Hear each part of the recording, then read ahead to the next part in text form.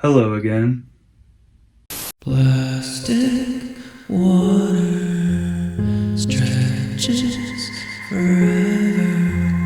Yellow buildings inside one dark corner. Tiny neuron flaring. Final flicker before the light turns off.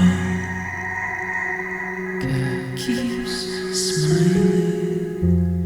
Ghosts are waiting.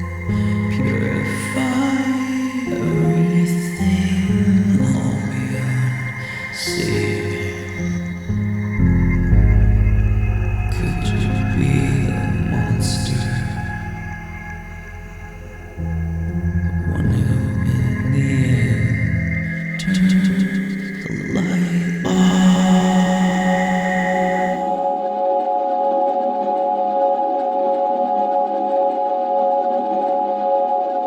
Off by Mortis Ghost, the game that feels like the last gasping breath of a dying world that's only running on itself. For a long period of my life, there was no form of storytelling that really got me quite like Person walking through cerebral spaces. And it didn't matter if these cerebral stories were symbolic or just random and dreamlike. I would always get immersed and relate to it, even if it was served up as nothing but liminality in its purest form. And while it does masterfully break the rules I just defined, Off is one experience in that cerebral category that affected me way fucking beyond most pieces of work. Can I interest you in a luck ticket? Or an eye? Or an audacious symbol?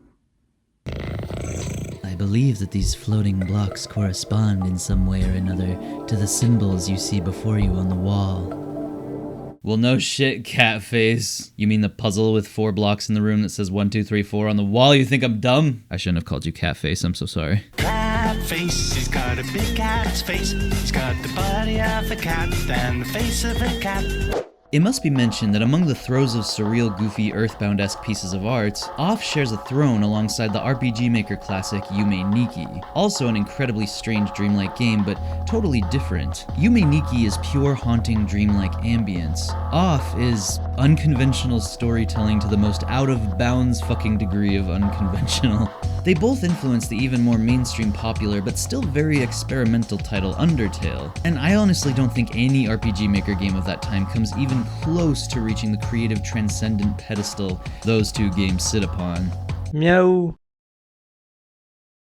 I probably don't need to explain the plot, but Off is the story of a monochrome baseball boy named the Batter, a seemingly ethereal entity with a baseball bat sent on a sacred holy mission into a place called the Four Zones, isolated blocky islands full of soul-sucked looking worker citizens, and it all exists in the middle of an endless liquid plastic sea, surrounded by complete, harrowing darkness, and of course, the voices that whisper. And of course, the enemies in this game are some of the sickest manifestations of pale white ghostly emptiness you'll ever see. Better no, that's a whale. Don't hit the whale with your baseball bat, that's a bad look. Now here's the thing, I don't want to make this video for people who haven't played Off. This video is not meant to be an introduction, because man, there are so many deep dives and video essays on YouTube that are way more thorough, well-written sources, and sometimes full-on documentary level quality. I want this video to be a little different. Let's just explore Off on a laid-back, personal level. Cows cut in half to extract metal from their bodies. I relate to that. Except I don't. Boom! There's nothing quite like calling a rubber ducky to navigate the meat rivers.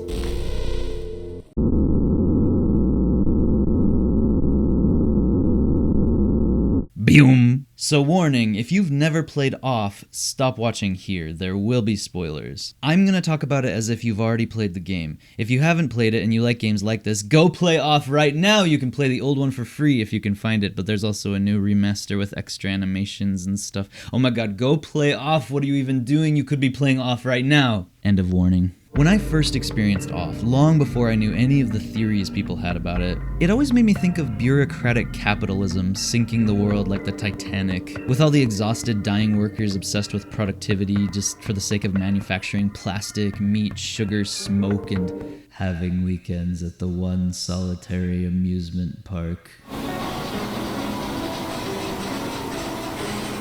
This made my work week worth it. But the way Off depicts a world's decay is a lot more surreal and personal than any familiar vision of that idea. This game uses its characters in just emptiness, huge vacant spaces of emptiness, to convey a feeling that resembles, let's say, the last gasp of air in someone's lungs at the end of their life just as they lose consciousness. That's what Off feels like. The world and story feel like one final desperate act of clinging from the batter's deep sense of commitment toward his hopeless quest, or clinging from the authorities' desperation to control the 4 zones, or clinging from the Ellison's panic towards managing the Spectre crisis, or there's the sick little kid in the same vein. Opposite to this clinging, though, is the Judge, guardian of Zone 0, also named Pablo. He's one of my favorite characters of all time, even just for the way he speaks. Allow me to confess that I find you quite tangible for a phantasmagorial being. Might you in fact be a creature of flesh and blood? We only see the Judge exist in thresholds, and he's got that thing going on like, I've seen how the world ends. It's like he knew about this place long before anyone was here, kinda confirmed by the prequel comic of. Also, notes from the game's old sketches reveal that the Judge actually knows you, the player, long before you even download the game. Yeah, he's watching you sleep before you even download him. Little non-Euclidean creep. The Judge and also the merchant character Zachary provide a calm, laid-back contradistinction. What the fuck, did I just use that word to sound smart? I don't even know what that means. To other more desperate, hellbent, and distressed characters. So if Off's world is like plastic ocean bureaucratic capitalism destroying everything in this little pocket that resembles planet Earth floating in a dark void, just like us in the real world, we're dying in the void too. The Judge is, Hermes, the medieval jester. I don't even know where this speech was going, never mind. Quick guys, death battle! Coraline Cat versus the Judge. They're both liminal cat guides. Who would win? You probably think this world is a dream come true, but you're wrong. We cats, however, have far superior senses than humans. Shh, I hear something. I'm gonna say the Judge because I don't trust what kind of creepy things this cat could do. Not an entity I would fuck with. Plus he can give you ruptured aneurysm and staggering sclerosis. What in the psychological hell is up with that? But if it was the Judge versus Cheshire Cat, that's different. The Cheshire Cat feels way too powerful. He just like is composed of nightmare dream matter. I guess you could say both these cats come from a cerebral origin. That's only if you believe that Off theory. Maybe they'd have a grinning contest and the first person who frowns dies. It would never end.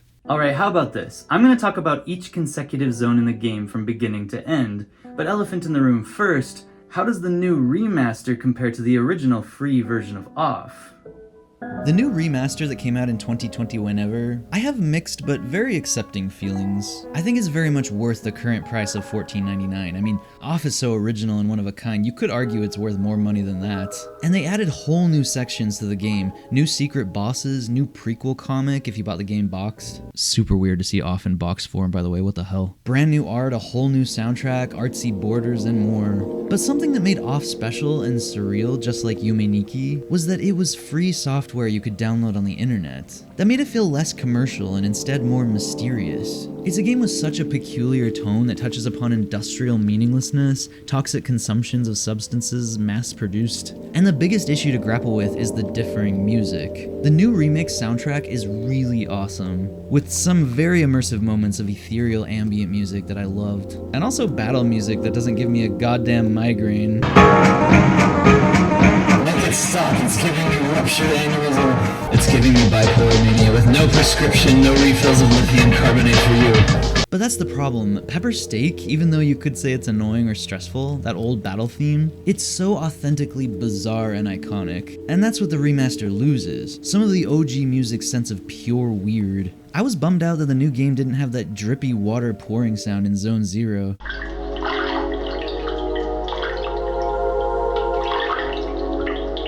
Glass of water from the kitchen sink poured on Jordan's head. Since we're talking about Zone 0, let's finally start unpacking each zone.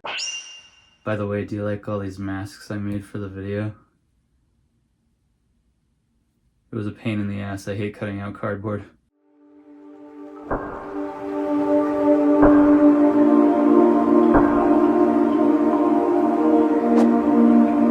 Zone 0 is my favorite portion of the game, even though it's really short. I think it's my fave just because it's the most empty and surreal, which always speaks to me. Like, there's some kind of strange purity to how alone we are, the batter interacting with only the cat, no one else around. Except the player themselves, addressed by the cat. How the fuck did you know my name was Geordie Boy, you sick, nasty little eavesdropping But yeah, it's just one yellow building, a cream-colored sky shining down on a plastic sea, that liminal beginning of the journey kind of feeling, and a bowl of cat food. Finally, after all that exertion, the eagerly awaited recompense makes its entrance to the scene.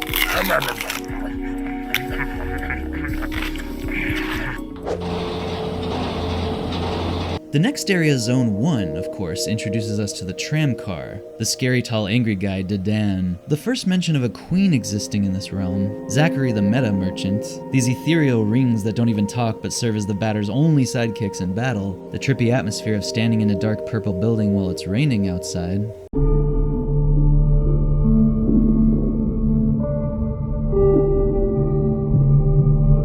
And of course, the Elsen, main citizens of the game who are so overworked and so neurotic about being good, productive members of society that they become hostile to you and their heads start erupting. We're not productive anymore.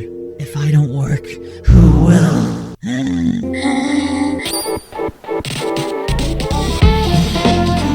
This is what happens when Dorian Electra finally mutates after injecting coffee into their veins in Career Boy. Even after I get what I want, see baby, that it's lonely at the top, yeah. Career Boy! In Zone 1, you have to scale an office building with like 9,999 floors, and if this ain't the horrors of bureaucracy. All the workers on every floor are like, Form 25887, Stamp 21563, Form 471251, Stamp 67, and the music's all like...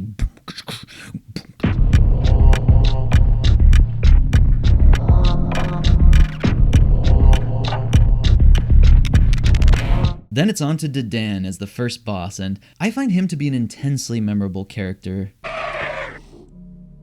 His hostile face that's hard to even make out in the artwork, his cruel, abusive attitude towards everyone around him, and in a world where everyone's too polite to swear, he really takes the player off guard saying things like, "Can it, you little shit?" He cares about ruling the Zoni overseas with an iron fist, but tragically is just not a great ruler at all, ignoring the cries for help and suffering of his workers and citizens. I actually like his talk sprite more than the battle image of him we see in the game. Sure, the battle design is more famous and fans draw more fan art of it, but I think that talk sprite and some of the original sketches of him are just so eerie. Eyes we can't see and his teeth taking up his whole face. It's like something out of Quake, more alien or horror-coded. I get sad when Dedan dies because the game is more interesting when he's around, but I kind of feel that way about all the bosses and characters dying one by one. This is a sad game as fuck. Ending of Yume Nikki is also a bummer. Fuck these games, actually.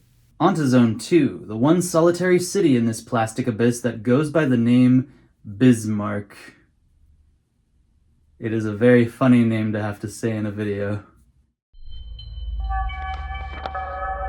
One thing that really sticks out is how interesting and highly specific Mortis Ghost decisions are. Like having the Elsen citizens in each zone behave very differently. In Zone 1, they're just kinda spaced out. Zone 3 going violently insane from sugar addiction. But in Zone 2, they're all neurotically obsessed with safety and danger. The amusement park is an obvious standout section here. The sheer hilarity of the park guests not even giving a shit about the broken down roller coaster that's presumably been out of order for years, because they're so concerned with how scary the roller coaster would have been if it were open, that they'd rather just sit on these chairs and pretend they're riding it instead. I feel like I'm going to vomit. I really want the seat, so I'm just waiting for him to be done.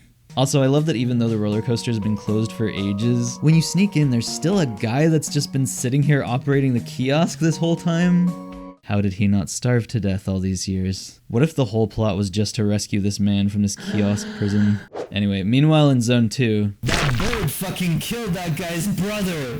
Wearing his flesh as a suit? Bird psycho. The way the bird boss starts emerging out of the cat corpse's mouth. This is the worst thing to have to experience as a player, especially if you're a cat lover. I don't want to see the judge feel despair. He even said he built a bunker for him and his brother Valerie to hide out in so they could be together while the world ends. That was all the judge had in this apocalypse to look forward to. And this demented bird took it all away from him. There is a deep tragedy in Japhet the Firebird, especially defeating him atop the roof of the Library of Bismarck, which he built, as he considers the library to be his greatest accomplishment. He seems to have wept many tears, had more self-awareness than other characters that he's lost his mind. In the past, governing the city as a benevolent and generous ruler, but now viewing himself as a failure in protecting it. Corpse of the bird god. The next part of the game, Zone 3, is extremely memorable and also more tightly knit.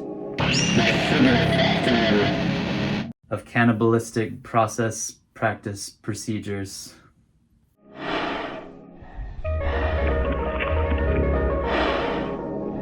In Zone 3, we encounter the addict worker slaves that process sugar and get rewarded with sugar because they are helplessly addicted to sugar, which clearly is beginning to turn them into violent flesh corruption that attacks you while screaming for help. My favorite part of this chapter is the part where you scale the big smokestack, jumping in down to a secret room to find an Elson who's absolutely zombified by the sugar with a deep, haunting gasp out of breath. I love how freaky he is with a deeper voice and the much more cavernous eyes. Deeper below, you find piles of bodies, which reveal the quote-unquote sugar is made from the ashes of the Elson themselves. Their bodies thrown into ovens and then fed back to themselves through the factory. But what happens when we run out of people to burn? If the sugar runs out, what does sugar withdrawal look like when it gets to this extreme? The workers would probably go batshit from withdrawal, and then they'd probably eat the boss, who would provide substantial sugar processings for a while. The boss of Zone 3 is a being just as unforgettable as the other two, Enoch, the director of the factory who goes, Look at that face. The face of a truly insidious big guy.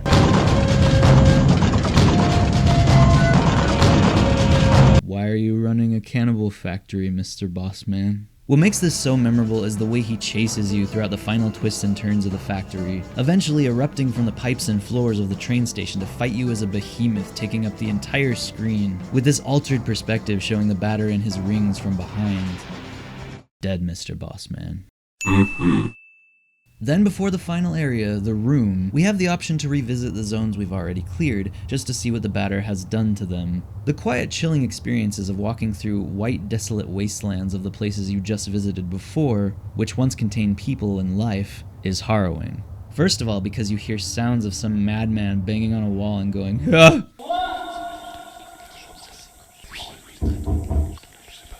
Second of all, silent random encounter battles with floating mutant wrestling baby tumor guys that seem to be all that's left of the ghostly dead world. And third of all, one of the saddest parts of the game for me, like seriously I'm gonna look away while I'm editing this clip. If you find the library again and climb to the top, the judge is walking in circles on the roof, still meowing for his dead brother.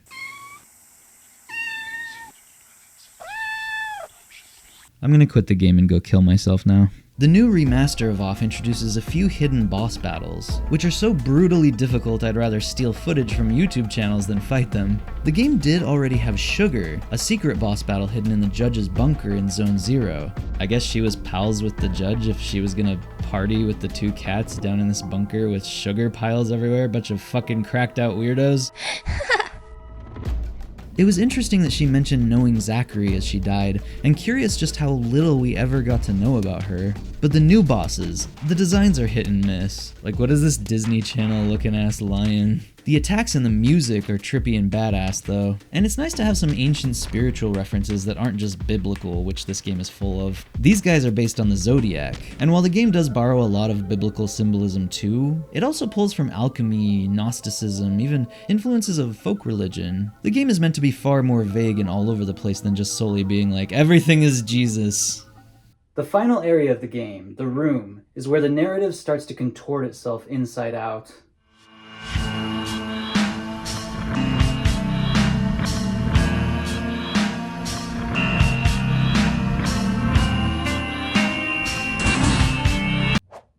wouldn't be a game called Off if the word off wasn't on the switch so you could turn the world off.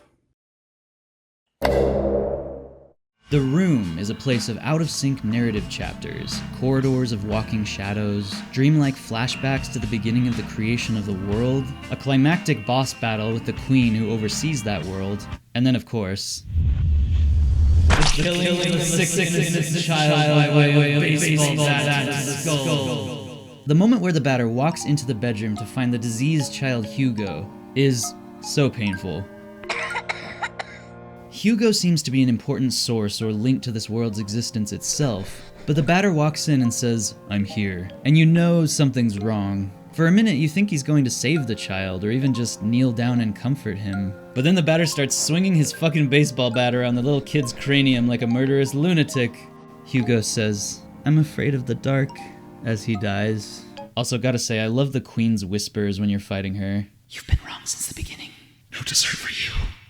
The game, of course, leads to a final confrontation with the judge, one of the only survivors left in the world the batter has plunged into erasedness, as our beloved grinning cat attempts to stop the baseball boy from flipping the switch that ends all things. Very powerful switch, by the way. Who the fuck installed a switch that turns off the universe in this stinky little back room? Should you choose to play as the cat, you see the true form of the batter through his eyes, a devastating blow to the player. "You mad crusadans here, die batter, carrying the eternal souvenir of failure in your sad enterprise, burn." And once the batter's dead and the credits roll, we see the judge walking and walking until the empty wasteland is nothing but blank. I'm gonna go kill myself again. Remember when I said I was killing myself? Yeah, I already died, but it's time to do it again. There's no limit to just how many theories people have about the story of Off, but the one truth that's fully canon is Mortis Ghost himself admitting he loves all the theories and wants the game to be open to interpretation, not one fixed meaning. So if you ever hear someone going, actually, they're wrong.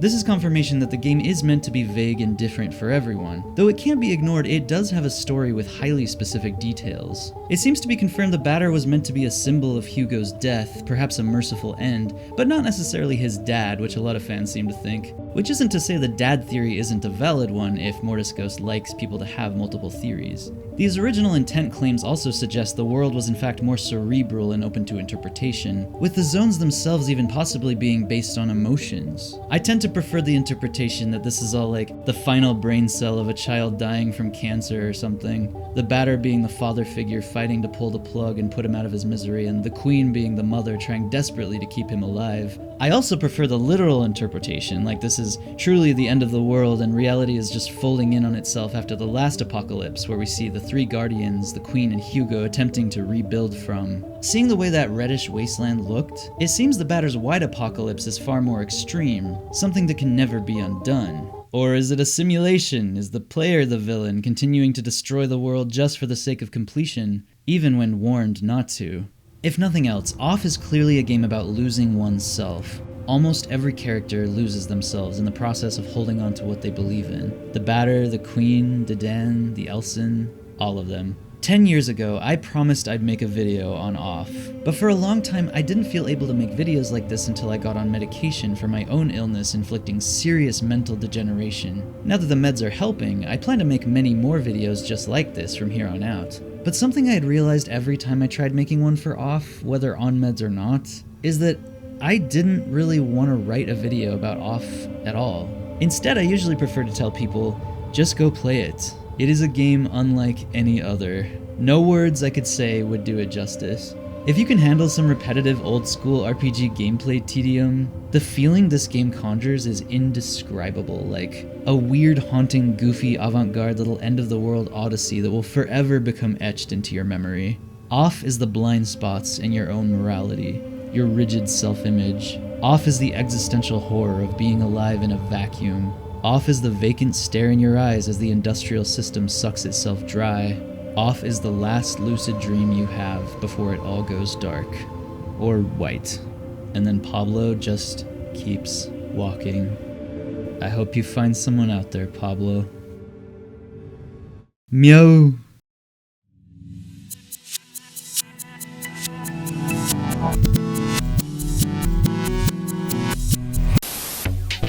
Hey guys, thank you for watching this and thank you for never giving up on me even while I struggled with pretty extreme mental health issues for years. I wanted to thank my top Patreon supporters right now, but I also, after that, want to thank my top Patreon supporters who existed at the time that Off was about to come out.